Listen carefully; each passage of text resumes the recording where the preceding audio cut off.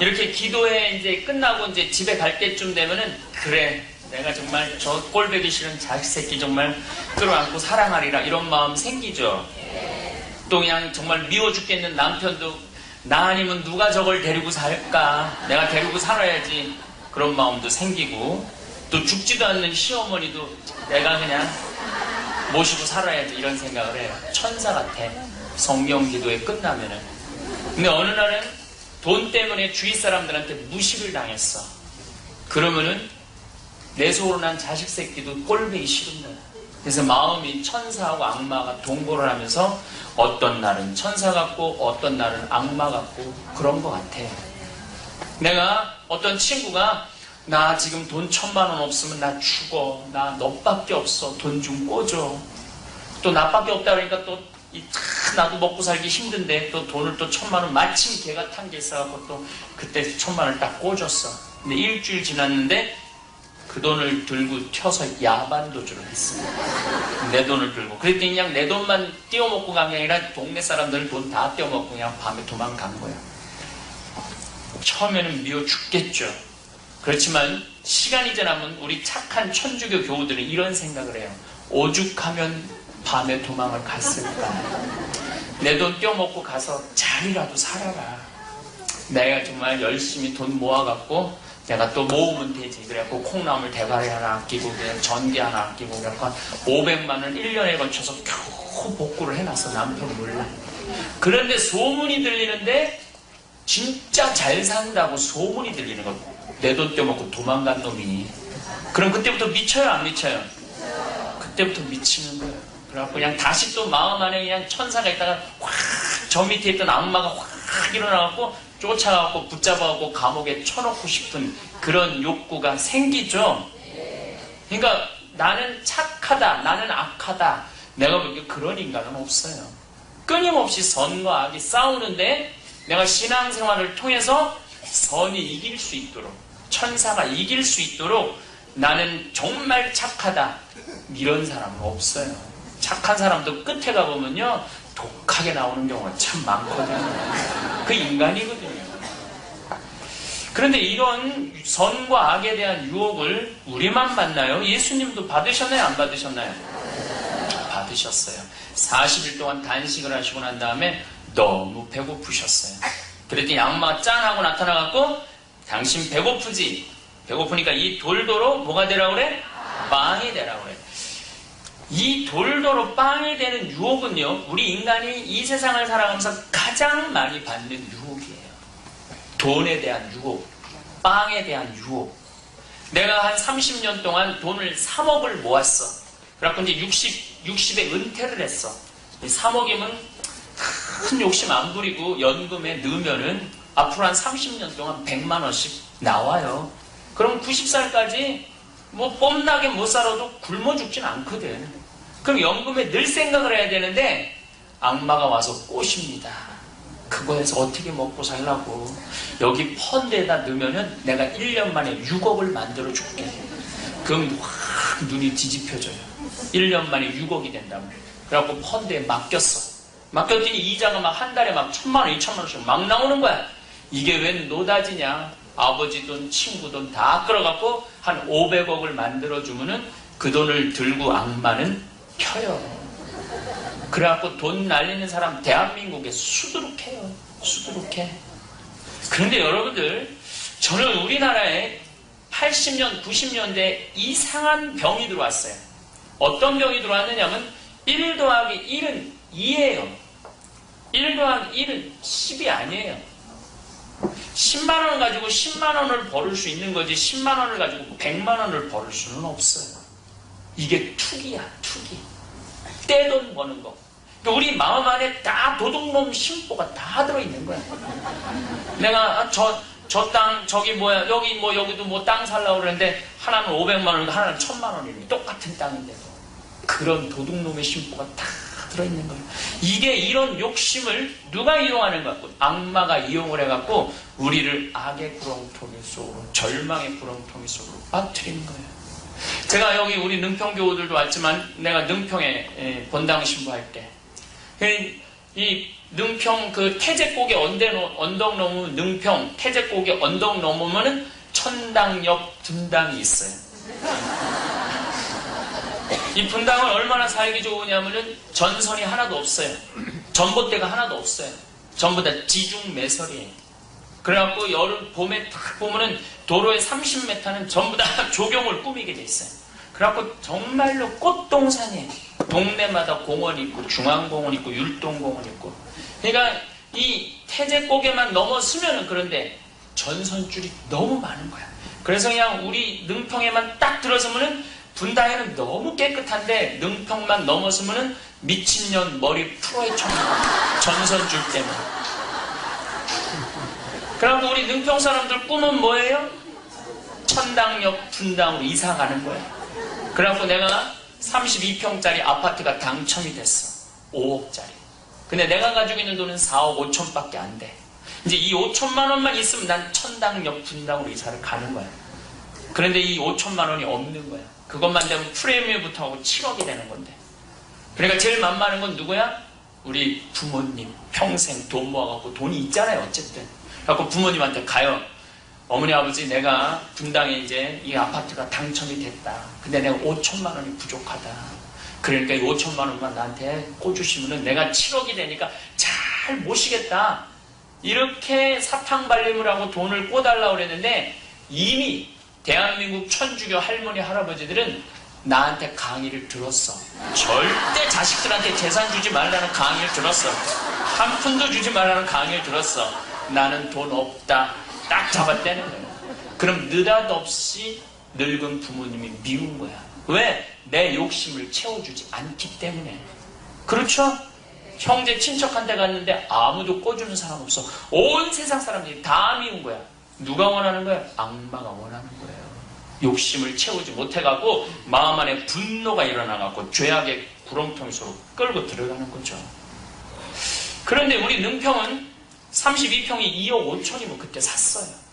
그럼 2억 5천 32평 사고 나머지 돈이 얼마가 남아요? 2억이 남잖아요. 그럼 그 남은 돈 가지고 여행도 다니고 맛있는 거 먹으러도 다니고 이쁜 옷도 사 입고 얼마나 행복하게 살 수 있어. 근데 제가 가만히 우리 교우들을 보면 9개 가진 교우들은 10개를 채우려고 하나를 모으느냐고 9개 쓸 생각을 꿈도 안 해요. 그래갖고 그 9개 한 번도 못 쓰고 죽는 사람 많이 봤어요. 그런데 더 기가 막힌 건 99개 가지고 있는 사람은 100개를 채우려고 그 많은 99개를 못 쓰다 죽는 사람들 참 많더라고요. 정말로 어리석은 그런 우리 욕심의 욕심. 이거 남말할 거 없어요. 내가 그래. 내가 그 유혹에 빠져요. 제가 15년 전에 강원도 평창 생태마을을 꾸미려고 이렇게 봤는데 그때는 뭐 보자신부 막 했는데 생태마을을 꾸미고 싶었어요. 너무 앞서갔던 거죠. 제가. 그래갖고 뭐 교구에서는 한 푼도 안 도와준다고 그러는데 내가 어떻게 김창린 신부님 선배 최고 원로 신부님한테 가서 신부님 내가 생태마을을 꾸미고 싶은데 저 좀 도와주십시오. 그랬더니 그때 김 신부님이 황 신부가 한다면 내가 도와줄게. 내가 수원 서둔동에 은퇴하면 살라고 땅을 사뒀는데 그게 보상이 나왔는데 14억이 나와요. 그걸 주겠다는 거예요. 은퇴하면 교구에서 아파트 사주는데 내가 뭐하러 그런 많은 돈이 필요하냐 이거예요. 그래서 14억을 한 번에 받은 거예요. 대단하죠? 요새 로또 한 번 맞으면 한 10억, 11억 정도 받는데 나는 로또 그냥 한 번에 맞은 거야. 그러고 이제 그걸 가지고 내가 지금 뭐 계산이 안 되더라고. 그 생태마을을 짓는데 좀 돈이 모자라더라고. 그래갖고 그걸 갖고 벌벌 떠니까 3개월이 지나고 난 다음에 신부님이 또 불렀어요. 너 그거 갖고 집 못 지을 것 같다. 내가 평생 모은 장학금 10억 있는데 그거까지 주마. 그래갖고 10억을 또 줬어. 그래갖고 24억이 됐어. 근데 그때는 신부님이 철산성당에 본당 신부님이 있었는데 그때 교우가 14,000명이었어요. 교우들이 3억을 모아줘서 27억이 됐어. 또 최고 원로 신부님이 한다니까 그 밑에 후배 신부들이 돈을 모아줘갖고 3억을 모아줬어. 그래서 30억이 됐어. 그래갖고 그 집을 2년 만에 진 거예요. 저는 그 집 지면서 모구마로 다닌 적도 없고 아무것도 안 했어. 그 신부님이 다 줘서 저한테 그냥 준 거예요. 이 정도면 이제 경치도 아름답고 피정 열심히 지도하고 농사 짓고 내가 하나하나 꾸미면 되는데 2년 만에 30억이 들어오니까 내가 확 미치더라고. 어디 눈먼 돈 없나? 돈 많은 과부 없나? 사람을 만나러 다녀도 누구만 만나러 다녀? 돈 많은 과부만 만나러 다녀. 근데 이 돈 많은 과부들 특징이 어떠냐? 도와줄 것 같으면서도 안 도와주고, 안 도와줄 것 같으면서도 도와줄 것 같이 말을 하고, 이 편안하지가 않더라고. 내 마음에 평화가 없더라고, 내 마음에. 그런데 사도 바오로가 데살로니가 후서 3장 10절에서 내 머리를 한 대 때렸어요. 일하기 싫은 사람은 먹지도 말아라. 교회 안에서 하느님 일을 한다면서 아무 일도 안 하고 남의 일만 챙겨라는 사람들이 많다. 나는 하느님의 일을 하는데 교우들한테 해를 끼치기 싫어서 그물 짜는 일을 밤새 한다. 야, 하느님의 일을 하면서도 그물 짜는 일을 사도 바오로가 하면서 선교를 했다는데, 아니 나는 돈 많은 과부나 만나러 다니고 이놈이 미친놈 아닌가 이런 생각이 들더라고요. 그래서 그때부터 제가 된장, 간장, 고추장 매주 열심히 띄우고, 그리고 깻잎 장아찌 해갖고 첫 해 매출액이 1억이었는데 작년에는 매출액이 17억. 올해는 한 20억 정도 될 것 같아요. 올해는 고추 농사를 망쳐서 좀 힘들긴 하지만은 그래도는 배추 농사하고 무 농사는 지금 잘 되고 있어요. 그러니까 그런 거 하나에 보통 1억, 2억씩 나오거든요. 워낙 우리 많이 하니까. 그러니까 매일매일 즐거운 거예요. 내년에는 뭘 농사를 지을 것인가. 남의 재물을 탐내지 않으니까 내가 행복하더라고요. 근데 남의 재물을 탐내기 시작하면요, 내 마음 안에 평화가 없어요. 여기 계신 여러분들, 우리 친척이 잘 사는데 나 좀 도와주지, 우리 형이 잘 사는데 나 좀 도와주지, 이런 생각하는 사람은요, 이때부터 불행하기 시작한 거예요. 잘 사는 건 형이 잘 사는 거지 내가 잘 사는 거 아니거든. 나는 내가 생긴 꼴에서만 살면 되거든. 우리 고모가 시집을 안 가고 그냥 혼자 평생 돈만 벌었어. 그냥 조카라고는 딱 나 하나밖에 없어. 그럼 이 조카놈은 열심히 일을 할 것 같아요? 아니면 고모가 나한테 아파트하고 남은 재산 자기한테 물려올 거 생각하고 막 게을릴 것 같아요?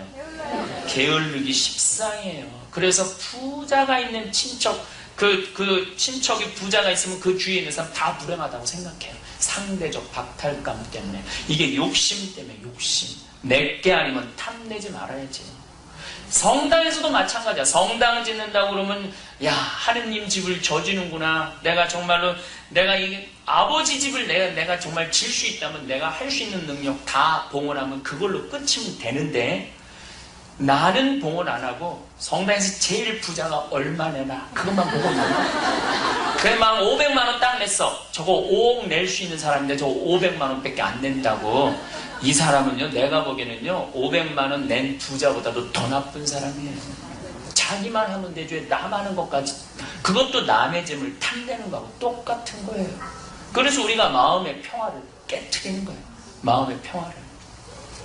여러분들, 근데 우리가 욕심 중에 돈 욕심보다 더 무서운 욕심이 뭐냐면 자신 욕심이에요. 돈 모으는 이유도, 여러분들, 돈 버는 이유도 뭐 때문에 벌어요? 자식 호강시키려고 돈 버는 거 아니에요? 자식 고생 안 시키고 자식 제대로 교육시키려고? 그런데 우리나라는요, 자식을 제대로 교육시키는 방법을 몰라요. 인디언의 시아족은 자식이 태어나면 별한테 봉헌한대요. 우리 아이의 추억 많게 해달라고. 오늘 이 추분이에요. 낮과 밤이 길이가 같은 날이에요. 근데 우리 생태마을에 딱 나오는데 별이 너무 예뻐. 요즘 우리 생태마을에 뭐를 하느냐면은 내가 강 위에다 마루를 세워놨어요. 강 위에다가. 그래갖고 거기에다가 매일 침낭을 줘, 들어오는 사람들한테. 그래갖고 밤 9시에 누워서 별을 보게 해요. 그러면 그냥 어제 인천교구 신일성당 신부는 거기서 밤새대. 아침까지 잤대. 너무 별이 아름다워서. 별똥별이 하룻밤에 2만 개가 떨어지거든요. 그러면 한 번 누우면 사람들이 안 들어가. 너무 아름다우니까. 한 번도 본 적이 없는 우주의 신비를 체험하는 거거든요. 그러니까 그 인디안 시아족은 별한테 우리 아이 추억 많게 해달라고. 들판에 봉헌하고 우리 아이 뛰어놀게 해달라고. 태양에 봉헌하면서 우리 아이 건강하게 자라게 해달라고. 근데 대한민국 엄마들은 애가 태어나면 어디다 봉헌하느냐면 학원에 봉헌해요. 무조건. 우리 아이 어디 들어가게 해달라고? 서울대학 들어가게 해달라고. 이 정신 나간 거예요. 그러니까 기본 머리 자체가 잘못되어 있는 거예요. 그래갖고 임신을 하면은 이 아이가 이 세상에서 행복하게 살았으면 좋겠다. 정말 자기가 원하는 거 실컷 하고 살았으면 좋겠다. 내가 거기에 뒤에서 내 아이가 원하는 걸 막 뒤에서 밀어줬으면 좋겠다. 이렇게 생각하는 엄마 없어요. 벌써 목표가 딱 정해져요. 임신을 하는 순간 내 뱃속에도 서울대학 C가 들어왔다. 그래갖고 막 임신 10개월이 되면 배가 이만큼 불러주면은 미치는 거야. C가 벌써 이만해진 거야. 호박만해진 거야. 그래갖고 그냥 너무 그냥 희망에 부풀러갖고 아침에 인사를 해도 How are you today, my baby? Good morning. 영어로 하는 게 영어로, 한국말로 다 하라고. 그러니까 머릿속에 애 행복은 온데간데 없고 어디만 가면 돼? 서울대학만 가면 돼. 서울대학. 그래갖고 애가 그냥 엄마의 태를 열고 세상에 나왔어. 세상이 얼마나 아름다워요. 특히 요즘 그냥 너무 아름답잖아요. 이 창문을 통해서 파란 하늘을 보고 싶어도 너 그거 볼 시간이 어디 있어? 한쪽 창문에는 가나다라 마바차타, 반대쪽 창문 ABC. 누워서 모빌이 돌아가는데 귀여운 일 찍을 일이 막 돌아가. 여러분들 불행하게도 우리나라의 96%의 영세 엄마들이 300만 원의 교재비를 들여서 교재비를 산다는 거예요. 그러니까 애들 주위에 1살, 2살짜리 기어다니는 애들한테 전부 숫자, 글자만 그냥 잡히는 대로 숫자, 글자만 잡히는 거예요. 그러고 그냥 애가 그냥 2살 때 엄마, 아빠 말을 하기 시작하면 드디어 우리 집에 천재 태어났다고 생각해요. 우유를 먹여도 무슨 우유를 먹이냐면 아인슈타인 우유만 먹는 거예요. 천재예요. 여러분들 아이가 한번 엄마라고 그러면은요, 이 엄마라는 말을 하기 위해서 만번을 연습을 한다는 거예요. 그 엄마라고 그러면은 그거 자체로 기적이야, 기적. 고맙다. 엄마라고 불러줘서, 아빠라고 불러줘서, 아빠는 목마 태워주고, 비행기 태워주고, 그냥 끌어안아주고, 뽀뽀해주고, 그냥 빨아주고, 이렇게 5살까지 자란 아이들은 이런 생각을 한대요. 이 세상은 살아볼 만한 거네. 이런 생각을 한대요. 의식 속에, 무의식 속에 그걸 갖고 있대요. 그런데 한 번도 안아준 적도 없고 1 더하기 1은 뭐야? 2 더하기 2는 뭐야? 아니 2살짜리가 2 더하기 2가 뭔지 어떻게 알아요? 그러면 애가 눈을 껌뻑껌뻑 뜨고 저게 무슨 소린가? 질문을 이해를 해야지 답을 할 거 아니야. 이 바보야, 4도 몰라? 자기가 문제 내고 자기가 답 내고 자기가 답하고 자기가 승질 부리고 애는 눈만 껌뻑껌뻑거리는 거야. 이렇게 글자에 숫자에 갇혀있는 아이들은 커서 컴퓨터 게임 중독에 빠지고 무기력증에 빠지는 거예요. 통계적으로 그래요. 통계적으로. 그래갖고 그냥 5살 때쯤 돼갖고 그냥 텔레비 나오는 글자 다 읽으면 나한테 데리고 와요. 신부님 우리 애가 천재인가 보라고. 안수기도 좀 해달라고. 그럼 내가 걔 머리에 손 얹고 뭐라고 기도하냐면 이제 네 인생은 쫑났다. 걔 인생은 쫑난 거예요. 프레벨이라는 사람은 세계적으로 유치원을 처음으로 시작한 사람이에요. 독일에서 150년 전에 아이를 숫자와 글자에 가두지 말라고 그래요. 왜냐하면 숫자에 글자에 가두면은 이 좌뇌는 숫자와 글자를 알아내는 좌뇌는 6살 때부터 성장하기 시작하는 거예요. 그러니까 1살서부터 5살 때까지는 헛일을 한 거예요. 1살서부터 5살 때까지는 어떻게 해야 되냐? 안아주고 뽀뽀해주고 빨아주고 고마워하고 눈 마주쳐주고 박수 쳐주는 게 최고의 교육이라는 거예요. 근데 그거는 안 하고 디립다 가르치는 영어, 그것도 혀가 짧으면 혀 늘리는 수술까지 혀 주는 게 그거 0.1mm 늘리려고 그 수술을 하는 거예요. 0.1mm 발음 L 발음 R 발음 이게 안 된다고 그 수술은 정신 나간 거죠. 내가 보기엔 대한민국 엄마들 다 혼 나가 있어요. 지금 진정한 행복이 뭐지? 지금 악마의 유혹 속에 내가 보기엔 꽉 차 있어요. 그러고 그냥 초등학교에 들어갔어. 천재인 줄 알고 넣어놨더니 40명 중에 20등 해갖고 오는 거야. 그리고 얘는 괴로워하지도 않아. 원래 공부 못하는 애들이 느긋하거든요. 누구만 동동 굴러? 엄마만 동동 굴르는 거야.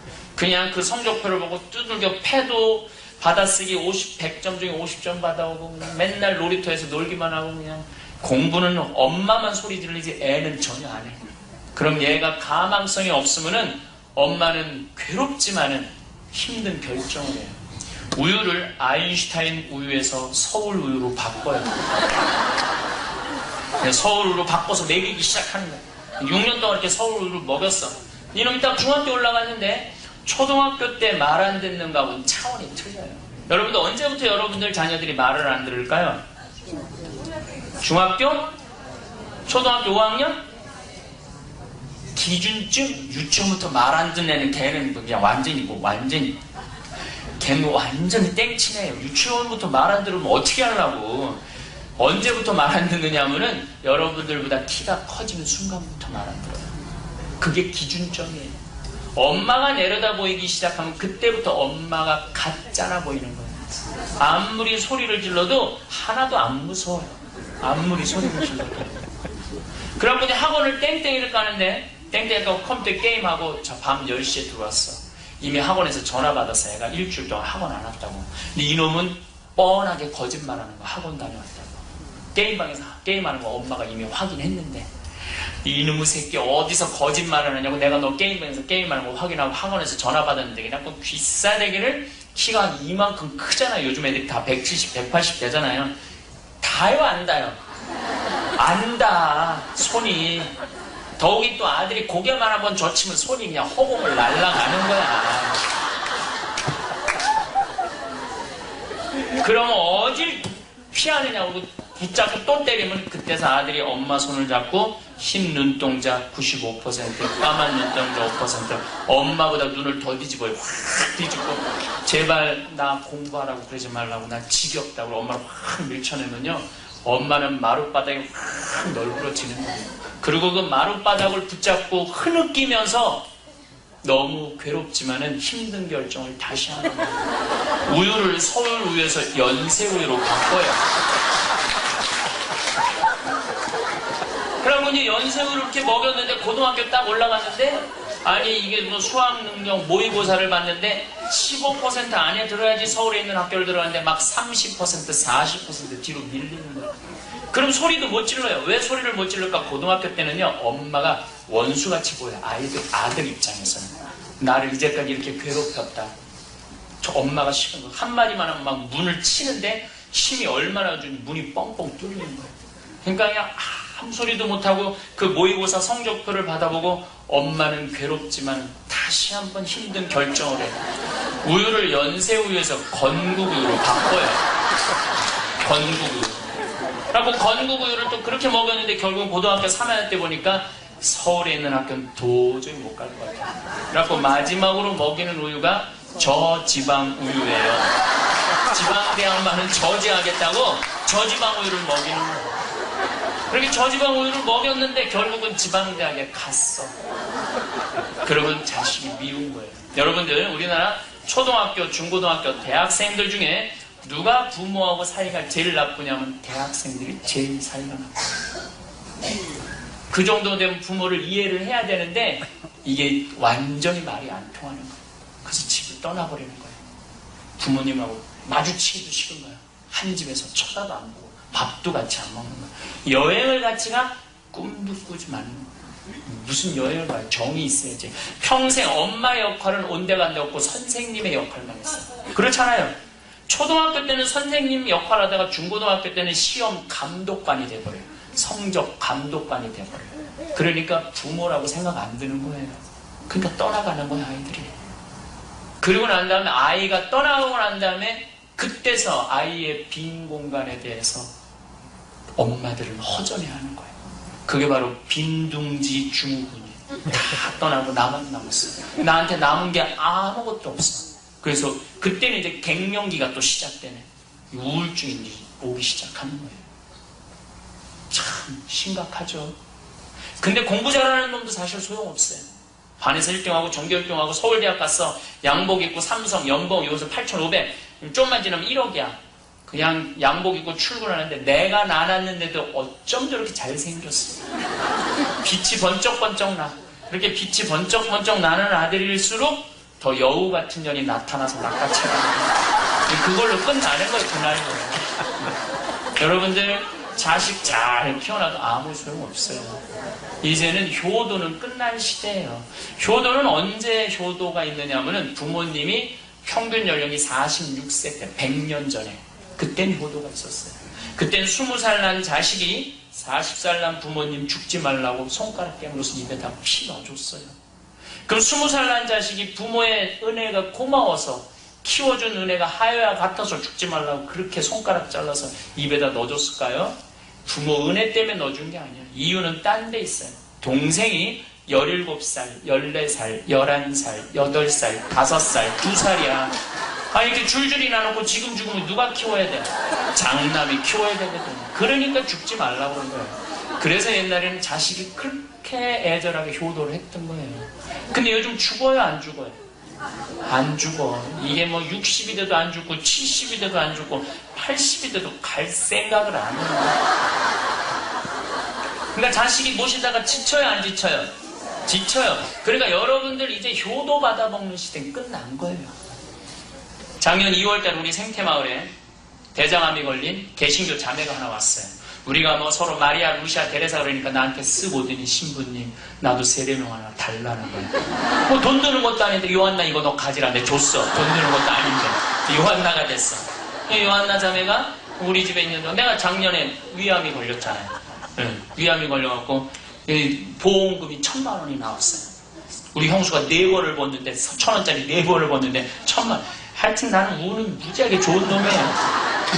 그래갖고 그 1,000만 원을 가지고 우리 암 환자들 한 10명 있는데 곤드레밥 사 먹으러 다니고 산초 뭐 비빔밥 먹으러 다니고 산채 비빔밥 회 먹으러 다니고 정말로 막국수 먹으러 다니고.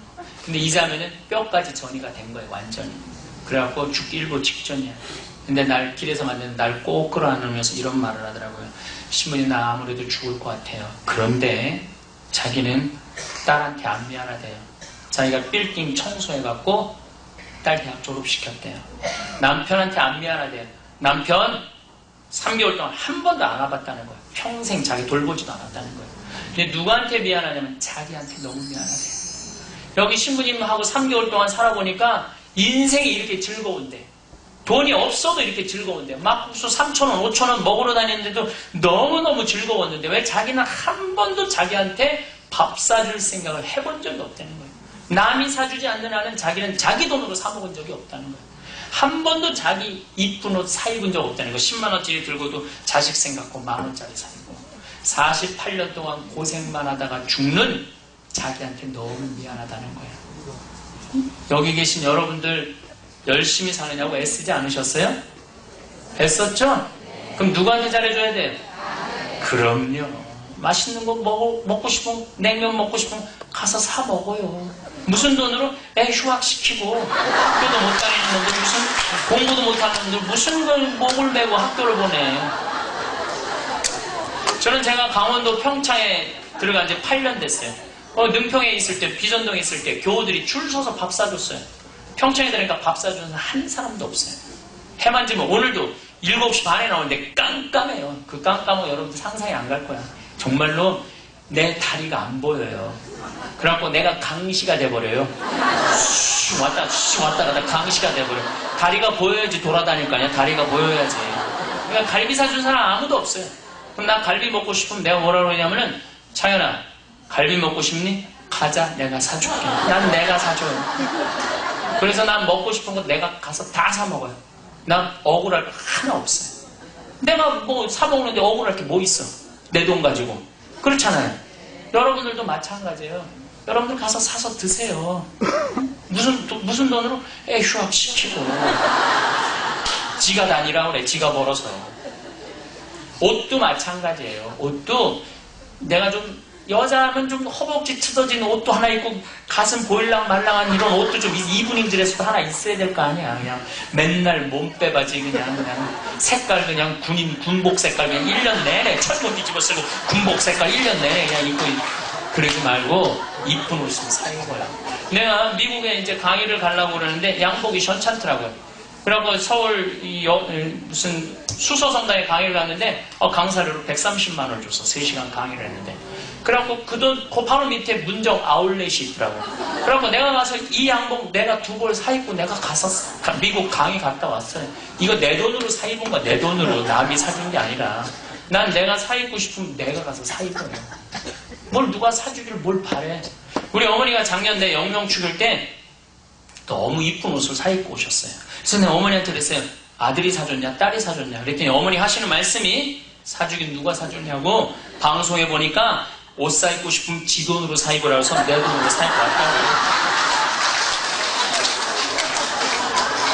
그러니까 150만원짜리 사입고 와서 150만원짜리. 근데 잘했다고 그랬어요. 잘했다고. 여러분들한테 보너스를 좀 주세요. 여러분들한테 이벤트를 좀 하세요. 네, 그거 한다고 여러분들 망하지 않아요.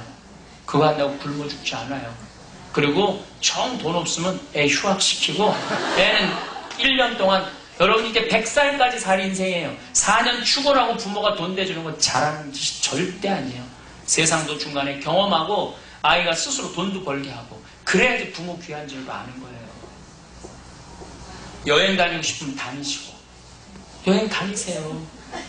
이 세상에 와서 예루살렘 한 번도 안 갔다 오면 이 말이나 돼?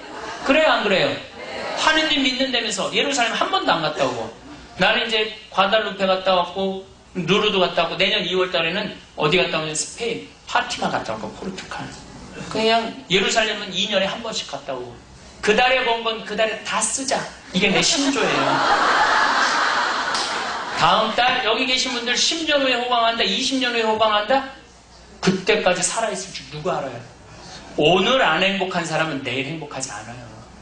내가 낭비하라는 얘기가 아니에요. 막 쓰라는 얘기가 아니에요. 여러분들 가만히 우리나라 사람들 보면요. 자식들한테 허투루 막 1억씩 쏟아넣어요. 그거 다 날려요 자식들. 그걸 평생 쪼개서 의미있게 살면은요. 그 삶이야말로 복된 삶이에요. 지혜롭게 사셔야 돼요. 그래서 우리는 유혹에 빠진다. 돈에 대한 유혹, 명예에 대한 유혹, 신앙에 대한 유혹에 빠진다. 이 유혹에 안 빠지려면 욕심을 버려야 돼. 욕심만 버리면 돼. 그래갖고 욕심만 버리면 항상 기뻐할 수 있어요. 욕심만 버리면 간구기보다는 감사기도 많이 할 수 있어요. 영광기도 찬양기도. 그리고 어떤 처제든 감사하는 사람은요. 하나님이 은총을 쏟아 불 수밖에 없어요. 성모님이 오늘 내 영혼이 주님을 찬송하며 나를 구하신 하느님 생각에 내 마음 기뻐 뛰노나이다 그러잖아요.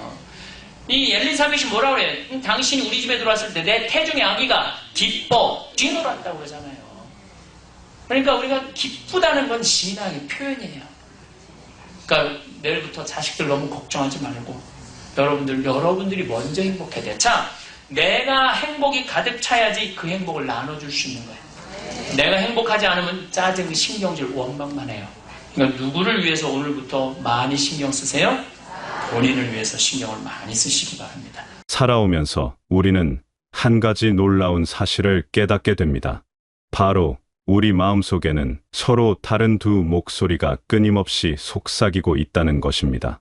한쪽에서는 따뜻하고 선한 마음이 옳은 일을 하라, 남을 도우라, 정직하게 살아가라고 부드럽게 이야기합니다. 다른 한쪽에서는 욕심 많고 교활한 마음이 더 많이 가져라, 나만 생각해라, 이번만은 괜찮을 거야 라고 유혹의 말을 던집니다. 이 두 목소리는 마치 우리 마음속에 살고 있는 천사와 악마 같습니다. 천사는 언제나 우리가 바른 길을 걸어가도록 격려하고 악마는 쉽고 달콤한 길로 우리를 이끌려고 합니다. 어느 날은 천사의 목소리가 더 크게 들리고 어느 날은 악마의 속삭임이 더 귀에 들어옵니다. 이것은 우리만의 이야기가 아닙니다. 이 세상에 태어난 모든 사람이 겪는 보편적인 경험입니다. 아침에 일어나 거울을 보며 오늘은 좋은 하루를 만들어보자고 다짐할 때 그것은 천사의 목소리입니다. 하지만 길을 걷다가 떨어진 지갑을 발견했을 때 순간 아무도 안 보니까 가져가도 되지 않을까 하는 생각이 스친다면 그것은 악마가 우리 귀에 속삭이는 소리입니다. 마트에서 계산을 하다가 점원이 거스름 돈을 잘못 줬을 때 말해야지라고 생각하는 것은 천사의 음성이고 그냥 받아도 되겠지라고 망설이는 것은 악마의 유혹입니다. 이런 내면의 갈등은 나이가 들수록 더욱 복잡해집니다. 젊었을 때는 흑과 백이 분명했던 일들이 세월이 지나면서 회색빛을 띠기 시작합니다. 가족을 위한다는 명분으로, 자녀의 미래를 위한다는 이유로, 때로는 우리도 모르게 선과 악의 경계에서 흔들리게 됩니다. 특히 돈이 관련된 일이라면 더욱 그렇습니다. 부동산 투자를 할 때, 보험금을 받을 때, 세금을 낼 때 우리는 수없이 많은 작은 선택의 순간들과 마주합니다. 중요한 것은 이런 내면의 갈등을 부끄러워하거나 숨기려 하지 않는 것입니다. 오히려 이것이 우리가 살아있는 증거이고 여전히 성장하고 있다는 신호입니다. 마음속 천사와 악마의 대화를 들으며 우리는 스스로에게 질문해 볼 수 있습니다. 지금 내가 내리려는 선택이 나를 더 나은 사람으로 만들까? 가족과 주변 사람들에게 떳떳할 수 있는 선택일까? 훗날 돌이켜봤을 때 후회하지 않을 선택일까? 때로는 천사의 목소리를 따르는 것이 당장은 손해인 것 같고 어리석어 보일 수도 있습니다. 하지만 길게 보면 그런 선택들이 쌓여서 우리의 품격을 만들고 우리 삶의 진정한 가치를 결정합니다. 반대로 악마의 유혹에 넘어가는 작은 순간들이 모여서 우리를 점점 초라하게 만들고 스스로를 믿지 못하게 만듭니다. 흥미롭게도 나이가 들면서 우리는 점점 더 예민하게 이 두 목소리를 구분할 수 있게 됩니다. 인생 경험이 쌓이면서 어떤 선택이 결국 우리를 어디로 이끌어가는지를 알게 되기 때문입니다. 젊을 때는 몰랐던 것들이 보이기 시작합니다. 작은 거짓말이 어떻게 큰 거짓말로 이어지는지, 작은 욕심이 어떻게 큰 탐욕으로 발전하는지, 그리고 작은 선행이 어떻게 큰 행복으로 돌아오는지를 체험을 통해 깨닫게 됩니다. 그렇다고 해서 나이가 들수록 천사의 목소리만 들린다는 것은 아닙니다. 오히려 때로는 더 교묘하고 그럴듯한 이유를 대며 악마가 속삭이기도 합니다. 이제 나이도 많은데 이 정도는 괜찮지 않을까? 평생 고생했으니까 이제는 좀 편하게 살아도 되지 않을까? 어차피 다른 사람들도 다 하는 일이야 라는 식으로 말입니다. 결국 우리가 할 수 있는 최선은 매 순간 깨어있는 것입니다. 내 마음속에서 일어나는 대화에 귀 기울이고 어떤 목소리가 진짜 나를 위한 것인지 분별하는 것입니다. 그리고 무엇보다 혼자서 이 싸움을 하지 않는다는 것을 기억하는 것입니다. 우리 곁에는 비슷한 고민을 하는 사람들이 있고 때로는 그들의 지혜를 빌릴 수도 있습니다. 마음속 천사와 악마의 이야기는 결국 우리 자신에 대한 이야기입니다. 우리가 어떤 사람이 되고 싶은지, 어떤 삶을 살고 싶은지에 대한 근본적인 질문입니다. 이 질문에 대한 답을 찾아가는 여정이 바로 우리의 인생이고 그 과정에서 우리는 조금씩 더 지혜로운 사람이 되어가는 것입니다. 그런데 우리 마음속 악마가 가장 좋아하는 무기가 하나 있습니다. 바로 돈입니다. 돈만큼 사람의 마음을 쉽게 흔드는 것도 없고 돈만큼 선한 마음을 순식간에 어둡게 만드는 것도 없습니다. 돈 앞에서는 평소에 착하고 정직했던 사람도 갑자기 다른 사람이 되어버리는 경우를 우리는 너무나 많이 봐왔습니다. 돈의 유혹은 참으로 교묘합니다. 처음에는 아주 작고 그럴듯한 모습으로 다가옵니다.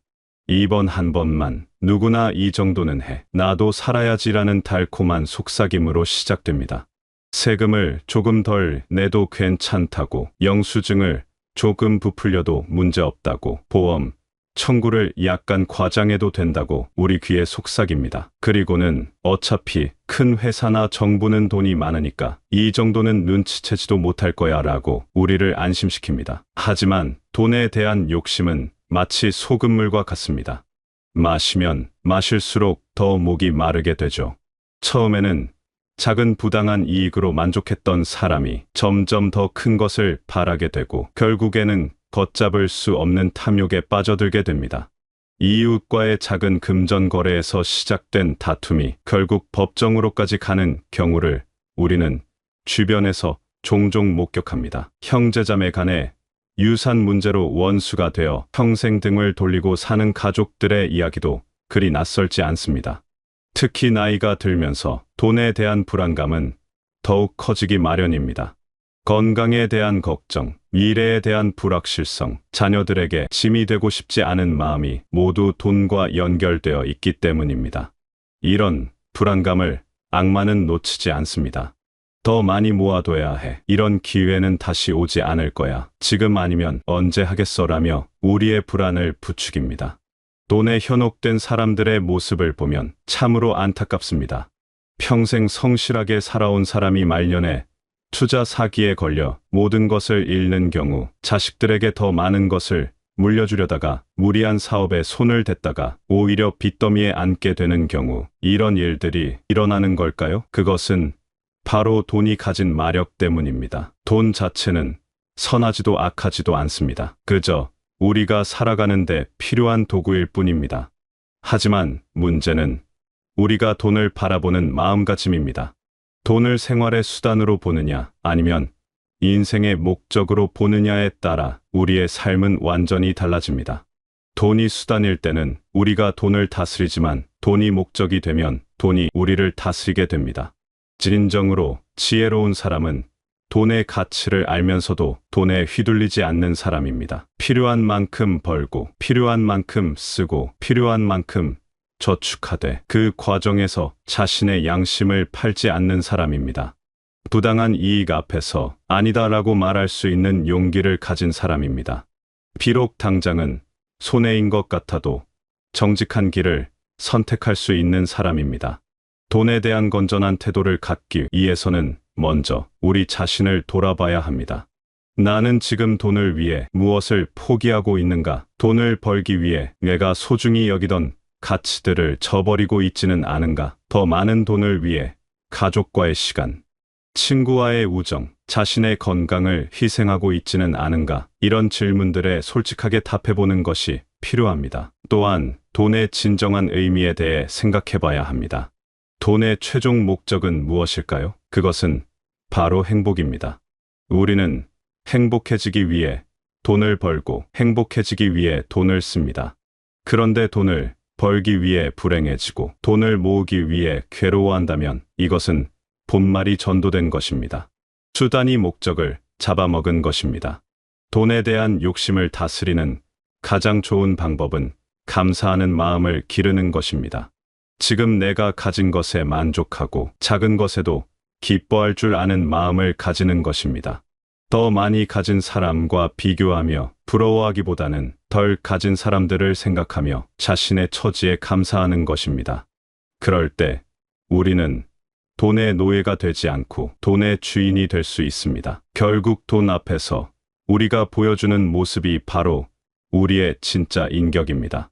돈이 있을 때나 없을 때나 변하지 않는 사람, 부당한 이익 앞에서도 흔들리지 않는 사람, 그런 사람이야말로 진정으로 부유한 사람이라고 할 수 있습니다. 왜냐하면 그는 돈보다 더 소중한 것, 바로 자신의 양심을 지키고 있기 때문입니다.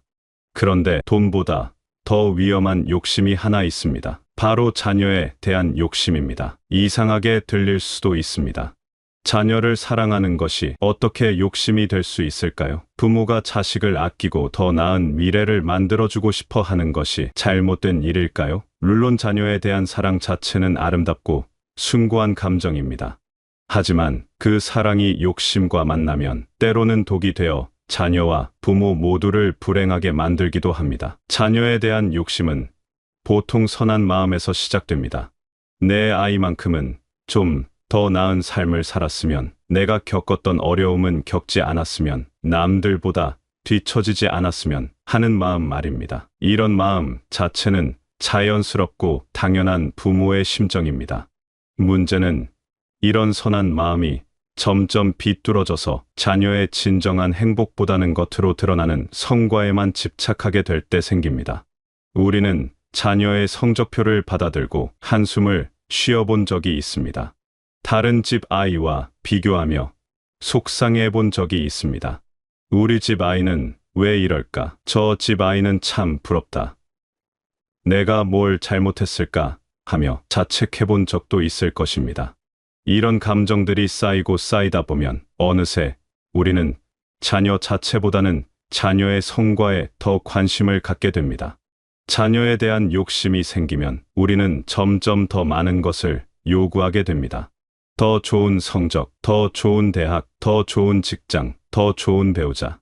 마치 계단을 오르듯이 하나를 이루면 다음 목표가 생기고 그것을 이루면 또 다른 목표가 생깁니다. 그 과정에서 정작 중요한 것, 즉 자녀가 행복한지, 자녀가 자신의 삶을 사랑하고 있는지는 뒤로 밀려나게 됩니다. 더욱 안타까운 것은 이런 욕심이 자녀에게 그대로 전해진다는 것입니다. 아이들은 부모의 마음을 정확히 읽어냅니다. 부모가 자신을 사랑하는 것인지 아니면 자신의 성과를 사랑하는 것인지를 본능적으로 구분합니다. 부모의 사랑에 조건이 붙어 있다고 느끼는 아이들은 점점 더 긴장하게 되고 실패에 대한 두려움을 갖게 됩니다. 그리고 결국에는 자신의 가치를 성과로만 판단하는 사람으로 자라나게 됩니다. 자녀에 대한 욕심의 무서운 점은 그것이 정당화되기 쉽다는 것입니다. 아이를 위해서라는 명분이 있기 때문입니다. 하지만 정말로 아이를 위한 것인지 아니면 부모의 체면과 자존심을 위한 것인지 솔직하게 돌아봐야 합니다. 남들 앞에서 자녀를 자랑하고 싶은 마음, 친구들과의 모임에서 어깨를 펼 수 있는 이야기를 갖고 싶은 마음, 이런 것들이 진정한 사랑인지 생각해 봐야 합니다. 자녀에게 투자하는 시간과 돈이 많다고 해서 사랑이 큰 것은 아닙니다. 오히려 때로는 그 반대일 수도 있습니다. 학원비를 많이 낸다고, 비싼 과외를 시킨다고, 좋은 조건을 만들어준다고 해서 그것이 곧 사랑의 증표는 아닙니다. 진정한 사랑은 자녀가 어떤 모습이든 그 자체로 소중하다고 받아들이는 것입니다. 성적이 좋든 나쁘든, 다른 아이들보다 뛰어나든 그렇지 않든 그 아이만의 고유한 가치를 인정해주는 것입니다. 가장 슬픈 경우는 자녀에 대한 욕심 때문에 부모와 자녀 사이의 관계가 망가지는 것입니다. 늘 성과에 대한 압박을 받으며 자란 아이들은 성인이 되어서도 부모와의 관계에서 편안함을 느끼지 못합니다. 부모를 만나면 또 무슨 요구를 받게 될지, 또 무슨 비교를 당하게 될지 불안해합니다. 그래서 점점 부모를 멀리하게 되고 결국에는 가족이지만 남처럼 지내게 됩니다. 자녀에 대한 건전한 사랑과 욕심을 구분하는 방법이 있습니다. 내가 자녀에게 바라는 것이 정말 그 아이의 행복을 위한 것인지 아니면 나의 만족을 위한 것인지 스스로에게 질문해 보는 것입니다. 내가 자녀의 실패나 부족함을 받아들일 준비가 되어 있는지 생각해 보는 것입니다. 내가 자녀를 다른 아이들과 비교하지 않고 그 아이만의 특별함을 찾아줄 수 있는지 돌아보는 것입니다. 진정으로 자녀를 사랑한다면 때로는 내려놓을 줄도 알아야 합니다. 내가 만들어 놓은 기대와 계획에서 자녀를 자유롭게 해주는 것도 사랑입니다. 자녀가 자신만의 길을 찾아갈 수 있도록 기다려주는 것도 사랑입니다. 성과와 상관없이 자녀의 존재 자체를 축복해주는 것이 진정한 부모의 사랑입니다. 자녀에 대한 욕심을 버리는 것이 쉽지는 않습니다. 다른 부모들을 보면서 조바심이 날 수도 있고 사회의 경쟁 분위기에 휩쓸릴 수도 있습니다. 하지만 기억해야 할 것은 자녀의 행복이 무엇보다 소중하다는 것입니다. 그리고 진정으로 행복한 아이가 결국에는 성공하는 아이라는 것입니다. 부모의 욕심에 억눌린 아이보다는 부모의 무조건적인 사랑을 받고 자란 아이가 더 건강하고 창의적이며 자신감 있는 사람으로 자라날 수 있습니다. 살다 보면 어느 순간 문득 깨닫게 됩니다. 나는 언제부터 나 자신을 위한 시간을 잃어버렸을까요? 언제부터 내 행복보다는 다른 사람의 행복만을 생각하며 살아왔을까요? 자족을 위해, 자녀를 위해, 배우자를 위해 헌신하는 것은 분명 아름답고 값진 일입니다. 하지만 그 과정에서 정작 자신은 어디로 사라져버린 것은 아닌지 돌아봐야 할 때가 있습니다. 많은 사람들이 자신을 위해 돈을 쓰거나 시간을 투자하는 것을 죄스럽게 여깁니다. 나이도 이만큼 먹었는데 이런 것에 돈을 써도 될까? 가족들이 필요한 것도 많은데 얘가 이런 것을 사도 될까? 이런 게 사치가 아닐까? 하며 스스로를 다그칩니다. 특히 평생 절약하며 살아온 사람일수록, 남을 먼저 생각하며 살아온 사람일수록 자신을 위한 투자를 어려워합니다. 하지만 여기서 우리가 놓치고 있는 중요한 진실이 하나 있습니다. 바로 내가 행복해야 다른 사람도 행복하게 만들 수 있다는 것입니다. 마른 우물에서는 물을 길어 올릴 수 없듯이 메마른 마음에서는 사랑을 나누어 줄 수 없습니다. 자신을 소홀히 하며 살아온 사람의 희생은 때로는 주변 사람들에게도 부담이 됩니다. 왜냐하면 그 희생에는 은밀한 기대와 요구가 숨어 있기 때문입니다. 자신을 위한 투자라고 해서 거창한 것을 말하는 것은 아닙니다. 가끔씩 맛있는 음식을 사 먹는 것, 예쁜 옷을 하나 장만하는 것, 좋아하는 책을 사서 읽는 것, 오랜만에 친구를 만나 수다를 떠는 것, 이런 소소한 일들도 모두 자신을 위한 소중한 투자입니다. 중요한 것은 그 일들을 할 때 죄책감이나 미안함 없이 온전히 즐길 수 있느냐 하는 것입니다. 우리가 자신을 위한 시간을 갖는 것을 어려워하는 이유 중 하나는 오랫동안 그렇게 살아왔기 때문입니다. 젊었을 때는 자녀를 키우느라 일하느라 바빴고 그 이후에는 손자 손녀를 돌보느라 아픈 배우자를 돌보느라 바빴습니다. 그러다 보니 자신만의 시간을 갖는 것이 익숙하지 않고 심지어는 불안하기까지 합니다. 내가 이렇게 놀고 있어도 되나 하는 생각이 자꾸 듭니다. 하지만 자신을 위한 시간을 갖는 것은 이기적인 일이 아닙니다. 오히려 그것은 우리가 더 나은 사람이 되기 위한 필수적인 과정입니다. 자신과 대화할 시간을 가져야 자신이 진정으로 원하는 것이 무엇인지 알 수 있습니다. 자신의 마음을 돌봐야 다른 사람의 마음도 제대로 헤아릴 수 있습니다. 자신의 몸을 건강하게 유지해야 가족들에게 짐이 되지 않을 수 있습니다. 자신을 위한 투자에는 여러 가지 형태가 있습니다. 몸을 위한 투자도 있고 마음을 위한 투자도 있습니다. 좋은 음식을 먹고 규칙적인 운동을 하고 충분한 잠을 자는 것은 몸을 위한 투자입니다. 좋은 책을 읽고 음악을 듣고 아름다운 것들을 감상하는 것은 마음을 위한 투자입니다. 새로운 것을 배우고 새로운 사람들을 만나고 새로운 경험을 하는 것은 정신을 위한 투자입니다. 특히 중요한 것은 자신만의 작은 즐거움을 찾는 것입니다. 남들이 보기에는 하찮아 보일 수도 있지만 나에게는 특별한 의미가 있는 그런 것들 말입니다. 어떤 이에게는 아침에 마시는 커피 한 잔이 그런 것일 수도 있고 어떤 이에게는 저녁에 듣는 라디오 프로그램이 그런 것일 수도 있습니다. 이런 작은 즐거움들이 모여서 우리 삶을 풍요롭게 만듭니다. 자신을 위한 투자를 할 때 주의해야 할 점이 하나 있습니다. 그것은 다른 사람과 비교하지 않는 것입니다. 남들이 하는 것을 보고 나도 저런 걸 해야 하나 하고 생각할 필요는 없습니다. 중요한 것은 남들의 기준이 아니라 나만의 기준입니다.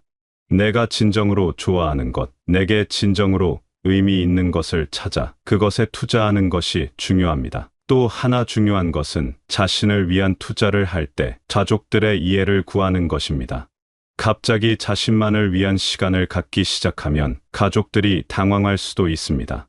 그럴 때는 솔직하게 이야기해보는 것이 좋습니다. 나도 나를 위한 시간이 필요하다. 그래야 더 나은 모습으로 가족들을 사랑할 수 있다고 말입니다. 진심으로 하는 이야기라면 가족들도 이해해 줄 것입니다. 자신을 위한 투자의 가장 큰 효과는 마음의 여유가 생기는 것입니다. 자신에게 충분한 관심과 사랑을 주고 있다는 확신이 들 때 우리는 다른 사람들에게도 더 너그러워질 수 있습니다. 자신의 행복을 책임지고 있다는 안도감이 있을 때 다른 사람들에게 과도한 기대를 하지 않게 됩니다. 자신만의 즐거움이 있을 때 다른 사람들의 관심과 인정에 매달리지 않게 됩니다. 결국 자신을 위한 투자는 이기적인 행위가 아니라 이타적인 행위입니다.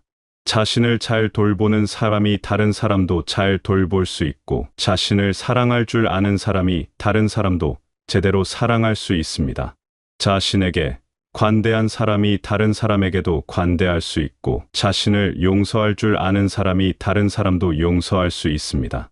오늘부터라도 자신을 위한 작은 투자를 시작해보는 것은 어떨까요? 그것이 아주 작은 것이라도 좋습니다. 중요한 것은 시작하는 것이고 그 시작을 통해 자신의 소중함을 다시 한번 확인하는 것입니다. 자신을 소홀히 여기며 살아온 시간이 길수록 이제는 자신에게도 따뜻한 관심을 보여줄 때입니다. 자신을 위한 투자를 하고 자신만의 행복을 찾게 되면 놀라운 일이 일어납니다. 그 행복이 저절로 주변 사람들에게 퍼져나가는 것입니다. 마치 잔잔한 호수에 돌을 던졌을 때 생기는 물결처럼 한 사람의 진정한 행복은 동심원을 그리며 점점 더 넓은 범위로 퍼져나갑니다. 이것이 바로 행복의 신비로운 힘입니다. 행복한 사람은 다릅니다. 얼굴에서 나오는 밝은 기운이 다르고 목소리에 담긴 따뜻함이 다르고 행동 하나하나에서 풍기는 여유로움이 다릅니다. 그런 사람 곁에 있으면 저절로 마음이 편안해지고 세상이 그리 나쁘지 않다는 생각이 듭니다. 반대로 늘 불만스럽고 우울한 사람 곁에 있으면 아무리 좋은 일이 있어도 기분이 가라앉게 됩니다. 우리의 감정은 생각보다 많이 전염됩니다. 특히 가족 관계에서 이런 현상이 두드러집니다. 집안의 분위기는 대부분 그 가정에서 가장 영향력 있는 사람의 기분에 따라 결정됩니다. 한 사람이 기분이 좋으면 온 가족이 덩달아 즐거워지고 한 사람이 우울하면 집안 전체가 무거운 공기에 쌓입니다. 그래서 가족 중 누군가가 진정으로 행복해지는 것은 개인의 문제가 아니라 가족 전체의 문제입니다. 이런 이유로 자신의 행복을 위해 투자하는 것이 이기적인 행위가 아니라고 말할 수 있습니다. 오히려 그것은 가족과 주변 사람들에게 선물을 주는 것과 같습니다. 내가 맛있는 음식을 먹고 기분이 좋아지면 그 기분 좋음이 가족들에게도 전해집니다. 내가 예쁜 옷을 입고 자신감이 생기면 그 자신감이 주변 사람들에게도 긍정적인 에너지를 줍니다. 내가 좋아하는 일을 하며 즐거워하면 그 즐거움이 함께 있는 사람들에게도 스며듭니다. 하지만 행복을 나누는 데에도 지혜가 필요합니다. 진정한 행복 나누기는 강요하거나 과시하는 것이 아닙니다. 나는 이렇게 행복한데 너는 왜 그러냐는 식으로 접근하면 오히려 상대방을 위축시킬 수 있습니다. 진정한 행복 나누기는 그저 자연스럽게 있는 그대로의 모습으로 행복한 상태를 보여주는 것입니다. 행복을 나누는 가장 좋은 방법 중 하나는 경청입니다. 자신이 행복할 때 우리는 마음의 여유가 생기고 그 여유로 다른 사람의 이야기를 진심으로 들어줄 수 있게 됩니다. 상대방이 하는 말에 진정으로 귀 기울이고 그들의 감정에 공감하며 필요할 때 적절한 위로나 조언을 해주는 것, 이것이 바로 행복한 사람이 할 수 있는 가장 큰 선물입니다. 또 다른 방법은 작은 친절을 베푸는 것입니다.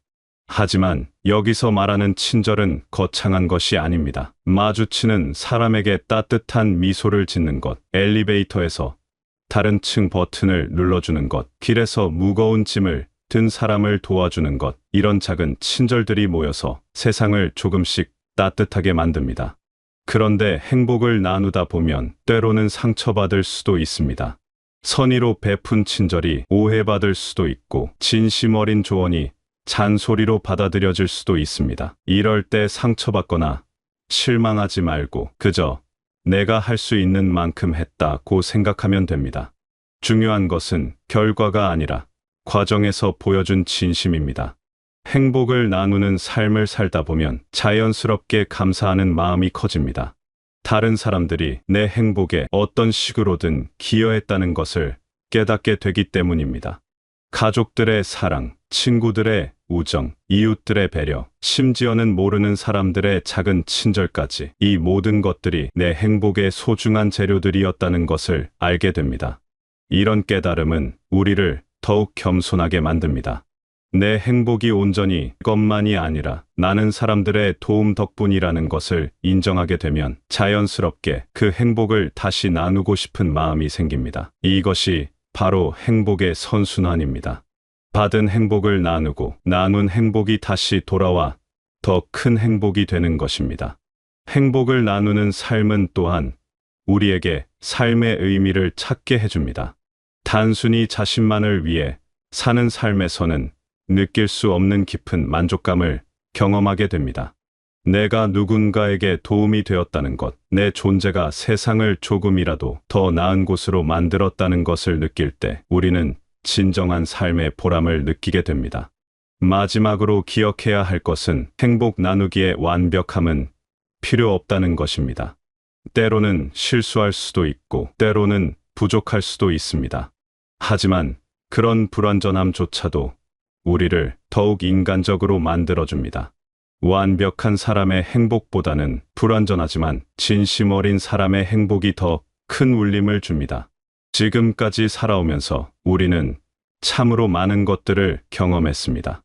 기쁨도 있었고 슬픔도 있었으며 성공도 있었고 실패도 있었습니다.